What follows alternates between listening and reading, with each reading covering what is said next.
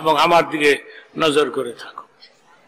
আবু জাহেল নবীরে দেখলে ক্রিটিসাইজ করতো, ঠাট্টা করতো এবং বলতো তোমারে কি লেগে নবী বানাইছে, হ্যাঁ আমারে দেখলো না। নবীরে দেখলি হে মোহাম্মদ, হে মোহাম্মদ, আব্দুল্লাহর বেটা, হে আব্দুল্লাহর বেটা। নবী মাঝে মধ্যে ভাবতেন তার কথার উত্তর দিয়ে কোনো লাভ নাই রে। ছোট্ট একটা ঘটনা বলে ফেলি, 2 মিনিট সময় লাগবে। একদিন রাস্তা দিয়ে যাচ্ছেন নবী সাল্লাল্লাহু আলাইহি সাল্লাম। আবু জাহেল ডাকতেছে হে আব্দুল্লাহর বেটা, হে আব্দুল্লাহ, একটু দাঁড়াও দাঁড়াও বলছি। নবী সাড়া দিলেন না। এর কথা শুনে লাভ নাই, আল্লাহ তার কপালে ইসলাম লেখে নাই। বিশুদ্ধ ঘটনার মধ্যে ঘটনাটা আসছে। আবু জাহেল রাগ হয়ে একটা পাথর উঠাইয়া নবীর মাথার পেছন দিক থেকে এত জোরে মেরেছে, মাথার চামড়া ফেটে গেছে, রক্ত বের হয়ে গেছে। আপনারা বলেন আমি শুনবো? যত জোরে চিল্লে পারেন আমার প্রশ্নের উত্তর দিও। নবী কি ইচ্ছে করলে পেছনের দিকে ফিরে আবু জাহেলকে একটা থাপ্পড় মারতো? এবারে কি বাঁচত?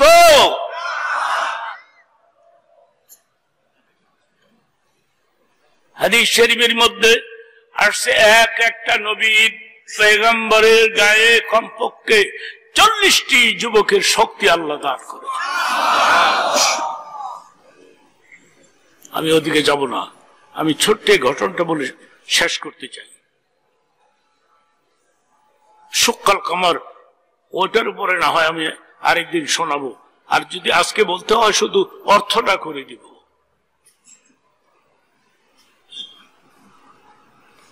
এত জোরে মারছে, নবীর মাথার চামড়া ফেটে গেছে। নবী কিছুই উত্তর না দিয়ে চলে গেছে পাহাড়ের গুহার ভিতরে, সেজদায় পড়ে নবী কান্দে রে, কান্দে আর বলে আল্লাহ গো দি কওমি ফাইন্নাহুম লা ইয়ালামুন, এরা যে আমাকে চিনে না, এরা যে আমাকে বুঝে না। আবু জাহেল আমার মাথার মধ্যে পাথর মারলো। এই কওমি, তুমি এদের হিদায়াত করে দাও। আবু জাহেল চলে গেছে। আবু জাহেল কি চিন্তা করেছে এর কার মাথায় আমি পাথর মারলাম? আমির হামজা তখনও মুসলমান হয় নাই, নবীর চাচা, আরবের ব্যাঘ্র মানুষ, বীর পুরুষ। এই ঘটনার মধ্যে এটা আমি পেয়েছি। আমির হামজা সারাদিন ঘুরেছে, শিকার মিলে না, মিলে না, মিলে না। হঠাৎ করে নজর করে দেখে একটা হরিণ, একটু দুর্বল দুর্বল মনে হয়। হরিণকে টার্গেট করে তীর মারবে। যখনই তীর মারবে সঙ্গে সঙ্গে হরিণের জবান খুলে যায়।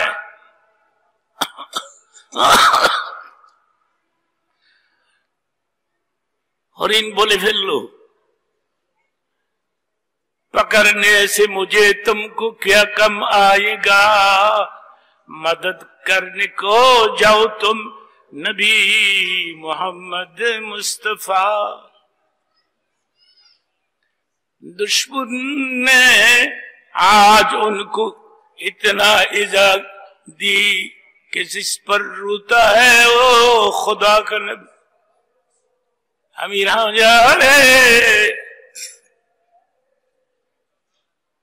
আমাকে তীর মারবা? আমি তো এমনি যাচ্ছিলাম তোমাদের বাড়ির দিকে মুহাম্মদ সাল্লাল্লাহু আলাইহি সাল্লামকে এক নজর দেখার জন্য। সুবহানাল্লাহ বলে।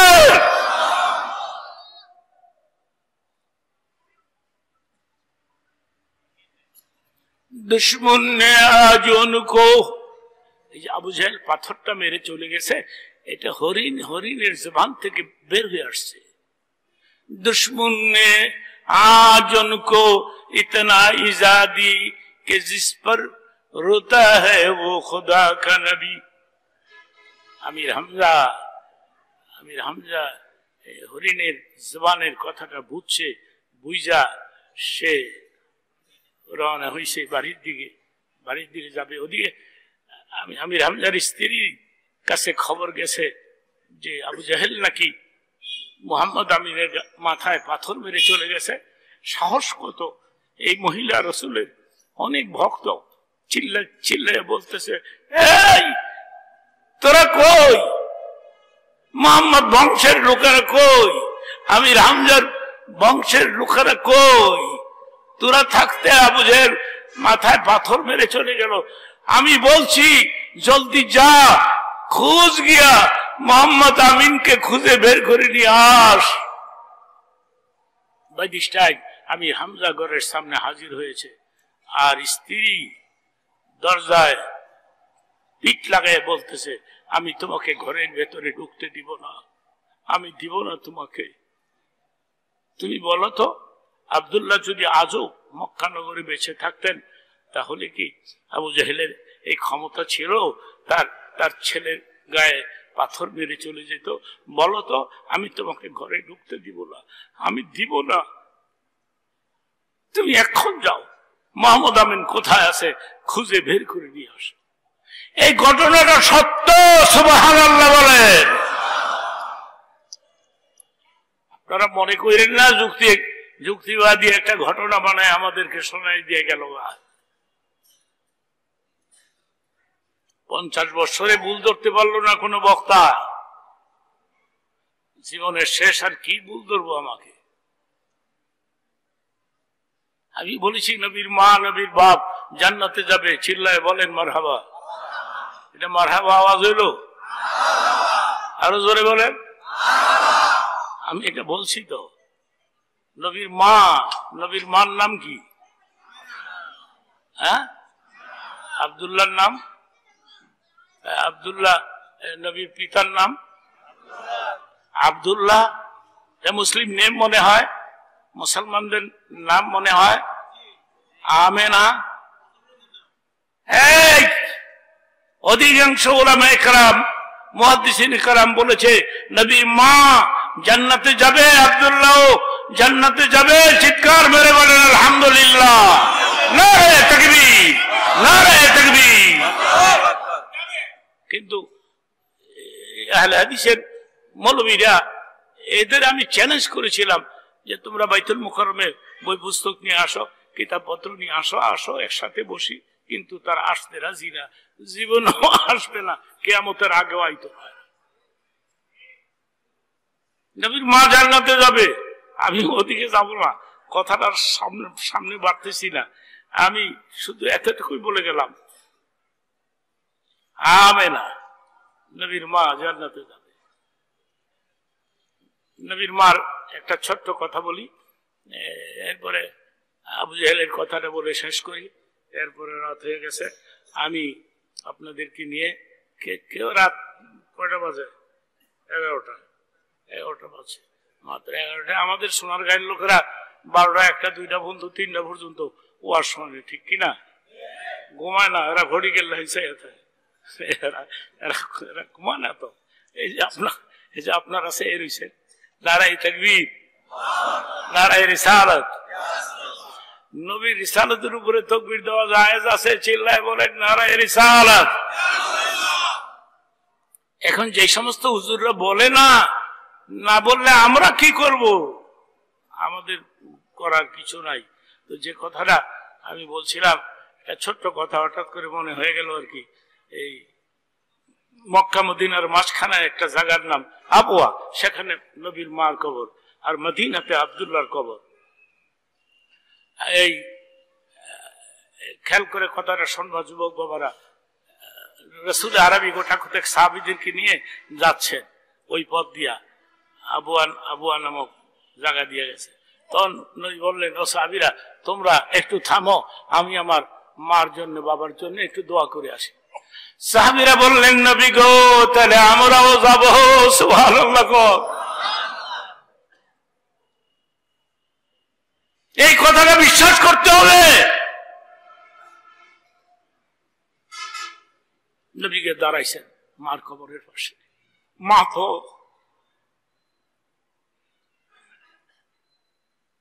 যুবক বাবারা মার মতো আপন হয় না, ঠিক কিনা বলো? চিল্লে বলো, মার মতো আপন হয়? কবরের পাশে তুই হাত তুলে নবী কান্দে আর কয়, মাগো আমি তোমার কবরের পাশে এসেছি, দোয়া করতেছি।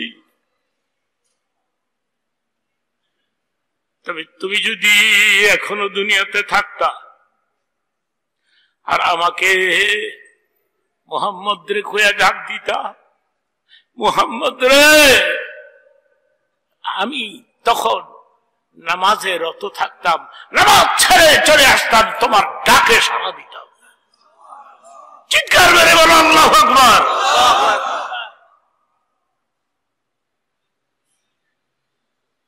নবীর মা জান্নাতে যাবে। আমি বুঝি না, নবী থাকবেন জান্নাতে আর নবীর মা আব্দুল্লাহ আর আমেনা জাহান্নামে থাকবে, এ কথাটা মানায় না।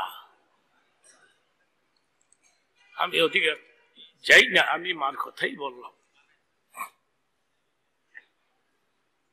যুবক বাবারা, নবীর মা নবীর বাপ জান্নাতে যাবে। মারহাবা বাবা, এই কথাটা বিশ্বাস করতে হবে। কোন ওয়াজ শুনতে গিয়ে বক্তা যদি এইসব ফালতু কথা বলে ফেলে, তোমরা সঙ্গে সঙ্গে দাঁড়ায় প্রটেশ করবা, দাঁড়ায় সাহস করে পারবো না বলো? এগুলি সব উত্তরবঙ্গে সেখানকার আহলে হাদিসের হুজুররা এইসব কথা ফালতু কথা বানায় বানায় বলতেছে। আমি আবু জাহেলের কথাটা শেষ করি। আবু জাহেল তো পাথর বাইরা চলে গেছে বাসায়, নিরাপদে চিন্তা করতেছে, আমি কাজটা ভালো করি নাই, আমি এই কাজটা ভালো করি নাই।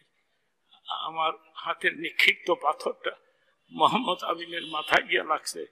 মোহাম্মদ পাহাড়ের গুহার ভিতরে গিয়া সাজদায় পড়ে কাঁদছে, আমি কাজটা ভালো করি নাই। মোহাম্মদ সাল্লাল্লাহু আলাইহি সাল্লামের বংশের দামি দামি শক্তিশালী পুরুষ আছে, এরা কি আমাকে ছাড়বে? ডাক দিয়ে বলে, আমি এখন যাও, মোহাম্মদ আমিন কোথায় আছে খুঁজে বের করে নিয়ে আসো, আর না হয় আমি তোমাকে ঘরে ঢুকতে দিব না, জলদি যাও, জলদি যাও। আমি হামজা খুঁজতে খুঁজতে পাহাড়ের গর্তের ভিতরে পাইয়া বলতেছে, ভাতিজারে, সাহস কত আবু জাহেলের, তোর গায়ে পাথর মারলো, আমি মারা গেছি রে, আমি কি মরে গেছি গা, বেরোয়। আমি তোর চাচির সঙ্গে কথা দিয়েছি, আমি আবু জাহেলের যে হাত দিয়ে পাথর মারছে ওই পাথরটা আমি কেটে ফেলবো, আয় বের হয়, কত বড় সাহস রে। আমি দেখলাম হরিণের জবানে তোর প্রশংসা শুনতে পাইলাম, চিল্লায় কও সুবহানাল্লাহ, আয় বের হয়ে আয়। তখন নবী বলেছিলেন, চাচা আমি তো প্রতিশোধ নিবার জন্য দুনিয়াতে আসি নাই, কেন তুমি তাকে মারবা, তুমি আমাকে আমার চাষির কাছে নিয়ে যাও। নিয়ে গেছে বলে কয়, চাষি তো বড় আদরের ভাতিজা, চাষিরে দেখা বলতেছে, চাষি আমার গায়ে আমার মাথায় পাথর মারছে, মারুক গিয়া, তাতে কি হয়েছে, কিন্তু তোমরা খুশি হইবা আমার কথা রাখলে। তখন আমির হামজা বলছিলেন যে তুই বল তো কি করলে তুই খুশি হবি। কি আর কব, খুশি আমি আমি আমি দেখতে চাই তোমরা দুজন মুসলমান হয়ে যাও। আমি রমজান রাত দিয়ে বলে ভাতিজা রে কালিমা বললে খুশি হবি, যা রে যা। আমি কালিমা বললাম তো চাচিরে সহ একসাথে কালিমা পড়ে মুসলমান হয়ে গেলাম। লা ইলাহা ইল্লাল্লাহু মুহাম্মাদুর রাসূল। জোরে জোরে কালিমাটা পড়েন, লা ইলাহা ইল্লাল্লাহু মুহাম্মাদুর রাসূল। দুজন কালিমা পড়ে মুসলমান হয়ে গেল। আমির হামজা অহুদ পাহাড়ের পাশে ঘুমিয়ে আছে। আমির হামজা চাচিও মুসলমান হয়েছিল, চাচির জন্য দোয়া করছে নবী, চাচার জন্য দোয়া করেছে। এরা শহীদ হয়ে গেছে, এদের ভাগ্য এত ভালো। সেজন্য আপনাদের খেদমতে আমার অনুরোধ থাকলো, নবীকে অন্তর দিয়া ভালোবাসতে হবে। ঠিক কিনা জোরে বলে, চিল্লায় বলেন। ইন কুনতুম তুহিব্বুনাল্লাহ ফাত্তাবিউনি ইউহিব্বুকুমুল্লাহ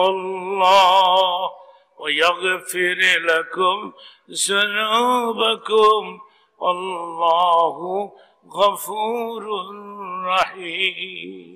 নবীকে আল্লাহ বলেছেন, আমার নবীকে যারা ভালোবাসবে আমি এদের জীবনের সব গুনাহ মাফ করে দিব। সুবহানাল্লাহ, চিল্লায় বলেন। ইয়াগফির লাকুম যুনুবাকুম, তোমরা যদি আমার নবীকে ভালোবাসতে পারো আমি তোমাদের জীবনের সমস্ত গুনাহ মাফ করে দিব। মাদ্রাসার এই ছাত্রগুলি বসে আছে, তালিবুল ইলমগুলি বসে আছে, আমাদের এলাকার নেতৃস্থানীয় ব্যক্তিবর্গ আপনারাও বসে আছেন। আমি অনেক বেশি খুশি হয়েছি এবং অনেক 2-3 বছর পরে আবেদ সাহেব কেমনে কেমনে দাওয়াত করে আমাকে নিয়ে আসলেন, আর আমি আসতে পারলাম। আপনারাও আসলেন, আমাকে দেখলেন, আমার বয়ান শুনলেন, আমি কিছু কথা শোনাতে পারলাম। আমার মা বোনেরা যারা আসেন আপনাদেরকে অনুরোধ করব, আপনারাও নবীকে ভালোবাসতে হবে, অন্তর দিয়ে ভালোবাসতে হবে। হ্যাঁ, রাসূলকে ভালোবাসতে হবে, নবীর কথা মতো চলতে হবে। যুবক বাবারা কেউ দাঁড়ায়ও না, এখন তো দোয়া হয়ে যাবে, এখন তো মুনাজাত হয়ে যাবে, এখন তো তওবা করব আমরা। চিল্লায় বলো ইনশাআল্লাহ। কালকের ওয়াজ আবার তুমি শুনবো কেমনে, তোমার ভাগ্য আছে কিনা কে জানে। হ্যাঁ, এটা this is the last night. কালকে এই সময় আমি কবরের বাসিন্দা থাকবো, আমি থাকবো না দুনিয়াতে। আমি বারবার স্বপ্নে আমার মাকে দেখি, আমার বাবাকে দেখি। আমার বাবা সাসিরার মরহুম মৌলানা নিসার আহমদ সাহেবের খলিফা, আলহামদুলিল্লাহ। আমার বাবা আল্লাহর ওলি ছিলেন। আমার বাবার তাহাজ্জুদের নামাজ জীবনে কোনোদিন কাজা হয় নাই। আমার বাবা এত ভালো ছিলেন, আমার বাবা জান্নাতি লোক ছিলেন, আমার মা জান্নাতি লোক ছিলেন। হ্যাঁ, আমার মা আমাকে দোয়া করতেন, আমার বাবা আমাকে দোয়া করতেন। আমার বাবা আমাকে বলে গেছেন তুই জীবন ভর ওয়াজ করবি। চিল্লায় বলেন সুবহানাল্লাহ, সুবহানাল্লাহ। 80 বছরের লোকটা কিভাবে চিল্লায় চিল্লায় কথা বলে, এইভাবে daily every night every day. এই যে আমি যাই, তবে ওয়াজ নসিহত একটু কম করি আর কি। অন্য বক্তারা ওয়াজ করে আর আমার বসায়ত হয়। যে কোনো দেশে যাই, গেছিলাম সৈয়দপুরে, সেখানে আমারে ওয়াজ দিছে নিয়ে রাত্র 12টায় ওয়াজ করতে গিয়ে দেখি সব মানুষ গেছে। পাবলিক ধোকা দিছে, যুক্তিবাদী আসে নাই, এমনি যুক্তিবাদী। এরপরে নিয়ে আমারে বসাই দিছে, আমি আর ওয়াজ করলাম না, মুনাজাত দিয়ে চলে গেলাম। সেই জন্যে আমি আবেদ সাহেবের সুযোগ সন্তানকে বলছি, দেরি করেন কেন? ওয়াজ তো আমাকে লোকেরা দেখতে আইছে, এরা আমার দেশের মানুষ। ইয়াং সোসাইটি যারা তোমরা আছো, তোমরা দেশটাকে স্বাধীন করছো, ঠিক কিনা? নতুন স্বাধীন আর কি, নতুন করে স্বাধীন করছো। আবার এটা ধরে রাখার চেষ্টা করি, ঠিক কিনা বলো? ষড়যন্ত্র চলছে, কিন্তু খবরদার, ষড়যন্ত্র চলছে। সতর্ক থাকতে হবে, মিলেমিশে চলতে হবে। কেডায় ক্ষমতায় আল্লাহ জানে, জানি না। বিএনপি আইয়ে নাকি জামাত আইয়ে নাকি কি আইয়ে, কোন আন্দা কেডা আইয়ে ঠিক নেই। মানুষ নতুন দল বলে হইব আর কি। মা বোনেরা, মহিলারা, আপনাদেরকে অনুরোধ করে গেলাম, আপনারাও সতর্ক থাকবেন। মহিলাদের অনেক বুদ্ধি আছে, মহিলাদের অনেক বুদ্ধি আছে। মহিলারা পেটের ভিতরে কোনো কথা রাখতে পারে না, গড়গড়ায় ভর হয়ে যায় না। মহিলারা, এরা আল্লামা থানভী রহমতুল্লাহ আলাইহির কিতাব থেকে এই কথাটা আমি নকল করেছি। মহিলারা পেটের ভিতরে কোনো কথা রাখতে পারে না। কারণ কি জানেন?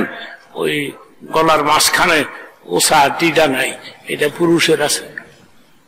আজকে রাত্রে গিয়া গলা হাতায় দিয়ে এত রাত্রে গলা হাতায় বেটি আমার গলা হাতায় কে আবার জব করিনি। আবার পরিস্থিতি ভালো না। মহিলারা দেশ স্বাধীন হয়ে গেছে, আলহামদুলিল্লাহ কর। আল্লাহ আমাকে শান্তিতেই রাখছে, সামনে যাতে অশান্তি না হয়। মাদ্রাসা দেখে আমি খুশি হয়ে গেলাম। মিশাব এখনো বেঁচে আছে, বয়স অনেক হয়ে গেছে। আমিও ইনশাআল্লাহ চেষ্টা করব আগামীতে, যদি আরেকবার যদি বেঁচে থাকি, মরে গেলে তো গেলাম, আর দেখা হবে না। দিস ইজ দ্য ফিনিশ, শেষ। আমি চলে যাব, আমি থাকবো না দুনিয়াতে, আমাকে যেতেই হবে। আমি মৃত্যুকে ভয় পাই না, আমি কবরকে ভয় পাই। আমি কবরকে সিরিয়াসলি ভয় পাই, মৃত্যুকে ভয় পাই না। মরণ লাগবই তো, বাঁচার কোনো কায়দা আছে? আজরাইল ঘুষ খায়, আজরাইল যে ভিক্ষা করে যে খায়, এই বেডিরাও আজরাইলের ঘুষের টাকাটা রেডি রাখলো। ভিক্ষা করে যে খায়, আজরাইলের ঘুষের টাকাটা রাখা কইল হইলে এই টাকা রাখছি, তুমি যাও গা। কিন্তু আজরাইল কি যাবে? আর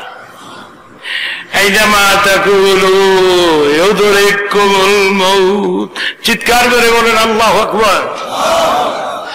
ইদা জাআ আজালুহুম লা ইস্তাখিরুনা সাআ, এক সেকেন্ড তো থাকতে পারবো না। কাজেই আগামীতে যদি আমি বেঁচে থাকি, আমি চেষ্টা করবো আরেকবার আসার জন্য। আর যদি মরে যাই, মাদ্রাসার জন্য এটা খুলছে, দাওরায়ে হাদিস খুলছে, প্রায় 10-12 জন ছাত্র দাওরায়ে হাদিস পর্যন্ত খোলা হয়ে গেছে। বিরাট বড় এরিয়া নিয়ে হাফেজ সাহেব এগুলি কইরা থুয়ে গেছে। এগুলি থুয়েই তো আমরা যাবো খবরে, থাকবো না দুনিয়া। কাজেই এই প্রজেক্টের প্রতি একটু খেয়াল রাখবেন, প্রতিষ্ঠানের প্রতি একটু খেয়াল রাখবেন। আমি ঘড়ি দেখে 5 মিনিট সময় দিলাম, অনলি 5 মিনিট, 5 মিনিট। এই 10 মিলে করি কাজ, হারি যেতি নাহিলাস। এই টাকা পয়সা এগুলি কি মান নামে দিবেন? আমি লম্বা সময় নিব না, মাত্র 5 মিনিট। মার কথা মনে কইরা, যুবক বাবারা, তুমি 100 টাকা দিয়ে দাও, 200 টাকা দিয়ে দাও, 500 টাকা দিয়ে দাও, 1000টা টাকা দিয়ে দাও। এটা মা বাবার নামে। আমি আশা করি কেউ শূন্য হাতে, খালি হাতে ফেরত দিবেন না। আমি 5 মিনিট সময় দিলাম। মাদ্রাসার ছাত্ররা আপনাদের কাছে যাবে, মাদ্রাসার ছাত্র 5-7 জন যাও তো বাবারা, তোমরা একটু যাও, টাকাটা উঠাই নিয়ে আসো, টাকাটা উঠাই নিয়ে আসো। মাদ্রাসার ছাত্ররা যাও।